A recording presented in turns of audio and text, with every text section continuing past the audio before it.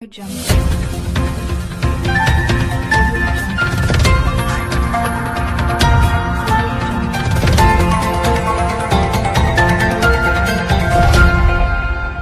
Audio Jungle.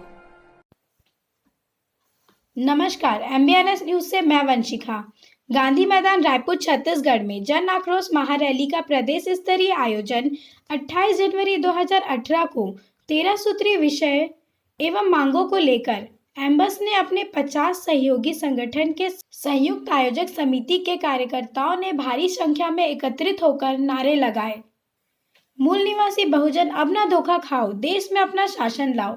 Ambedkar लोकतंत्र की जो बात करेगा वह इस देश में राज करेगा।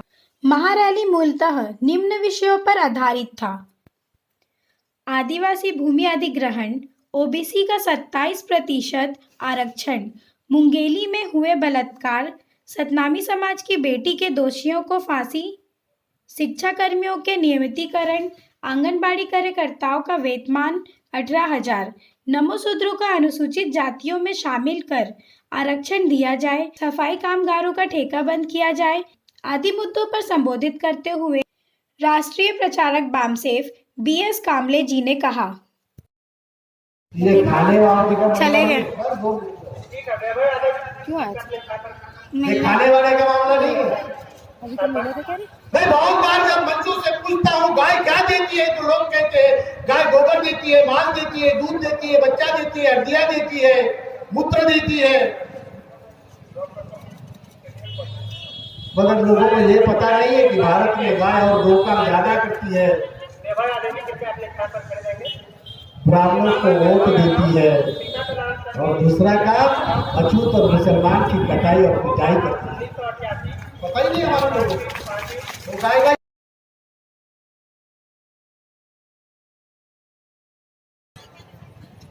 साथियों, मैं आज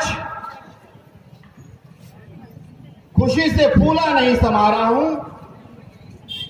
उसका कारण ये नहीं है कि हमने आज पहला कार्यक्रम इस मैदान में किया।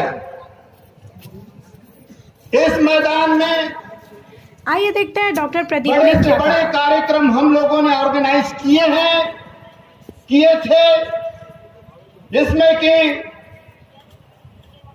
बहुजन समाज के कारवा को बाबा साहब के बाद आगे बढ़ाने वाले मान्यवर कांशीराम साहब ने भी यहां पर कार्यक्रम किए। लेकिन तमाम उन कार्यक्रमों में और आज के कार्यक्रम में एक बुनियादी फर्क है, और आप लोग को भी महसूस हो रहा होगा। वो फर्क ये है कि जब भी यहां पर बहुजन समाज के नाम पर रैलियां होती थी, जयंतियां होती थी, तो उसमें केवल दलित समाज के कार्यकर्ता और सुनने वाले लोग, और जिनको ओबीसी के लोग, जिनको हम नेता बनाते थे, वो सिर्फ नेता यहां पर 2-4 बैठे नजर आते थे। लेकिन आज के कार्यक्रम में मैं धन्यवाद देना चाहूंगा मेरे तमाम साथियों को, जिन्होंने इस देश के मूल निवासी जो हमारे भाई हैं, क्योंकि पूर्व वक्ताओं ने कहा कि हमारा DNA एक है, मैं भी जानता हूं कि हमारा DNA एक है, और अशरफ साहब ने बहुत अच्छे से तकरीर में बताया कि आज जो मुस्लिम नजर आते हैं वो और कोई नहीं, इसी हिंदुत्व के सताए हुए वो हमारे ही मूल निवासी लोग थे। इस अवसर पर मुख्य अतिथि विजय मानकर जी ने कहा।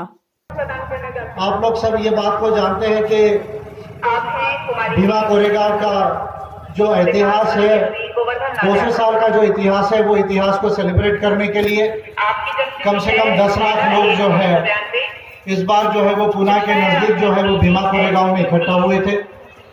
और इन 10 लाख लोग जो वहां पर इकट्ठा हुए, जो एक बड़ा महत्वपूर्ण हिस्ट्री है भीमा कोरेगांव का, कि 500 महान सैनिक और मांग सैनिक और साथ में मुस्लिम सैनिकों ने जो 28,000 की जो पेशवा की जो आर्मी थी, उसको जो है वो हराया, उसको नस्तेनाबूद किया। उसके बाद ही भारत के अंदर में महात्मा फुले का आंदोलन शुरू हुआ है और भारत के अंदर में सामाजिक परिवर्तन आंदोलन की शुरुआत हुई। कार्यक्रम के दौरान भीम आर्मी काफी उत्साहित होकर नारे लगा रहे थे। आइए देखते हैं हमारे रिपोर्टर सुधीर भारती की रिपोर्टिंग। जी नमस्कार, मैं सुधीर भारती एमबीएसएन न्यूज के लिए रायपुर से। यहाँ पर जन आक्रोश महारैली आयोजित की गई है और यहाँ पर हम देख रहे हैं कि अम्बेडकर वादियों की पूरे क्षेत्र में एसटी ओबीसी के पूरे जो लोग हैं एक बड़ी संख्या में जन आक्रोश रैली के इसमें बातें कहना चाहिए कि यहाँ पर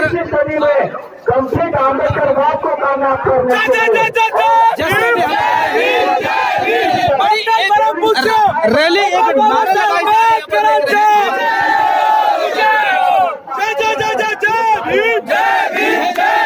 संविधान बदलने वालों को, संविधान बदलने वालों को,